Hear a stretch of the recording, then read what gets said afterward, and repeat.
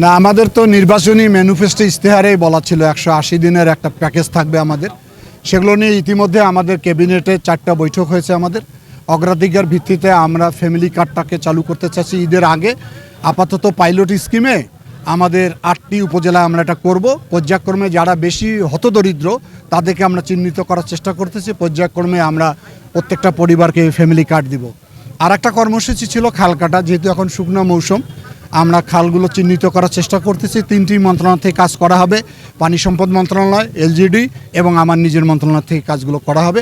আর আমাদের 25 কোটি যে গাছ লাগানোর পরিকল্পনা ছিল, এবছরে আমরা 5 কোটি গাছ লাগাবো, সেটার একটা পরিকল্পনা নিয়ে আমরা এগিয়ে যাচ্ছি। আর সর্বোপরি রমজান মাস, এখানে আইন শৃঙ্খলাটাকে আমরা গুরুত্ব দিচ্ছি, দ্রব্যমূল্যটা নিয়ন্ত্রণ রাখার জন্য বলতেছি, বিদ্যুতের যাতে কোনো ঘাটতি না হয়, যাতে মানুষের ইফতার এবং তারাবি এবং সেহরিতে যাতে কোনো বিঘ্ন সৃষ্টি না হয়, এই জিনিসগুলো আমরা অ্যাড্রেস করতেছি। সামনে ঈদের সময় যাতে নির্বিঘ্নে মানুষ বাড়িতে যাতায়াত করতে পারে, আসতে পারে, এবং সর্বোপরি দেশের এই আইন শৃঙ্খলাটাকে স্বাভাবিক পর্যায়ে নিয়ে আসার জন্য সবচেয়ে বেশি ভূমিকা রাখার চেষ্টা করতেছি আমরা। আর আমার কথা বলছেন যে কেমন লাগছে, তখনই ভালো লাগবে যখন জনগণের কাজ করতে পারবো আর কি। আমরা শুরু করলাম মাত্র, তো দেখা যাক কেমন লাগে। পরশুদিন রোববারে আমার প্রশাসনের সঙ্গে বৈঠক আছে। এটা আমরা একটা করার নির্দেশনা দিব যে এই ধরনের কাজে যদি কেউ জড়িত থাকে তাৎক্ষণিক তার বিরুদ্ধে ব্যবস্থা নেওয়া হবে।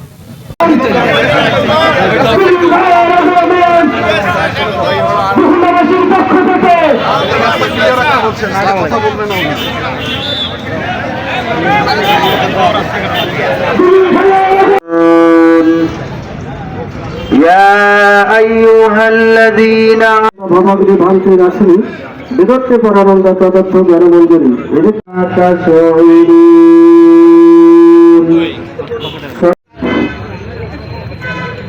ওম তৎসৎ ওম তৎসৎ।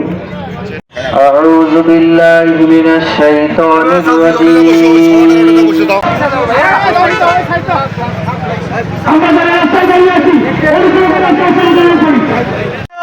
মাননীয় মন্ত্রী হিসেবে আমাদের কাছে পাঠিয়েছেন আমাদের সেই প্রিয় নেতা।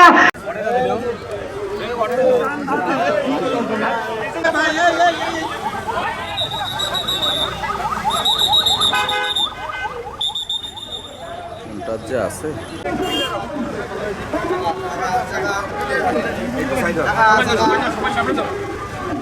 রাস্তার গাড়িগুলো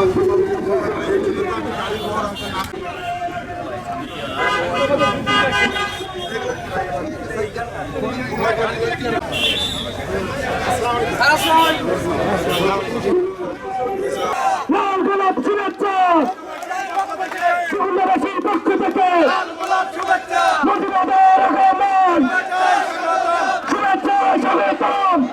يقتلوا في سبيل الله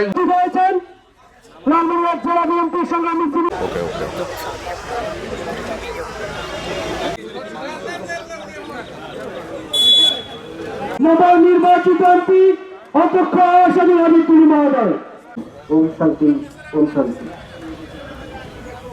আপনার এটা মোবাইল লাইন যাবে না, সাউন্ড আসে না মোবাইল। গাড়ি সব সরকার গাড়ি কেন ছাড়ে না, গাড়ি কেন যায় না ভাই, গাড়ি যায় না কেন? রাস্তা না আগাটা